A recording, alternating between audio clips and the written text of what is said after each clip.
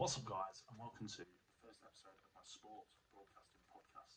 Today, we will be looking at the relationship between different forms of media, traditional and new.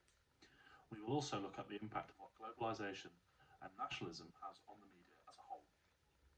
The forms of media, traditional ones that is, consist of radio, TV, newspapers, and magazines, whereas new forms contain social medias like Twitter, Instagram, Facebook, and YouTube. Bellamy writes in 2013 that sports were a major factor in the selling for radio, TV, broadband, and subscriptions, with Jackson in 2013 saying that sport is the ideal content for media because of its intrinsic characteristics, with it being less expensive to produce and involves drama and pleasure for the viewers. Consumption of sport through traditional media has resulted in the rise of prosumption used through the forms of new media. Ritzer in 2010 says presumption has always been present. The rise of user-generated websites have given it greater centrality. Presumption through new media can be used in various ways, from athletes or fans writing their own opinions on Twitter, or a sports person using their social media account to promote themselves to a mass audience with videos or highlights of their performances. An example of a group of supporters who have used the new forms of media to create content is Stratford Paddock, formerly known as Full-Time Devils. Here, fans that aren't perceived to be football experts or to be media trained give their opinion on Manchester United.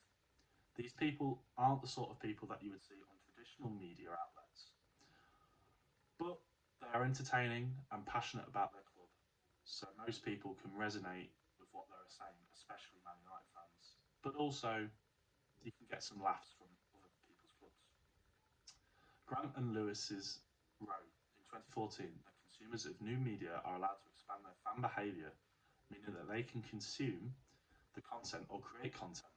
This can be shown with Stretford Paddock, with over 600,000 subscribers and 1.7 million people watching Andy Tate's reaction to Man United's 3-0 defeat to Liverpool.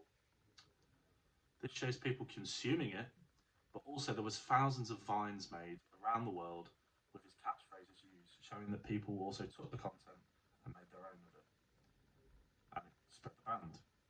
Gant and Lewis also wrote in 2014 that legacy media, i.e. TV, have one way of communicating, whereas new media encourages interactions to the consumers.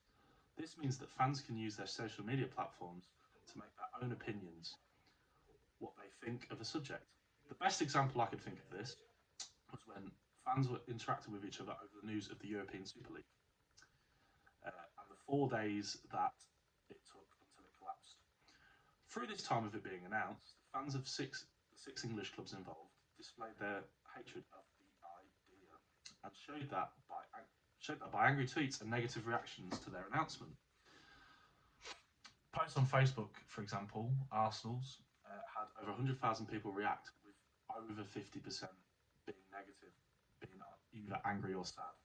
Furthermore, the use of social media allowed fans to connect to organise protests around the leagues, around the league, and posting videos online, which resulted in other clubs following suit.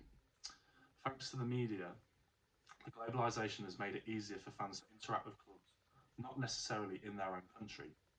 Rowan Hutchins, 2014, wrote that global access to sport websites means that fans can be catered to, irrespective of their embodied location.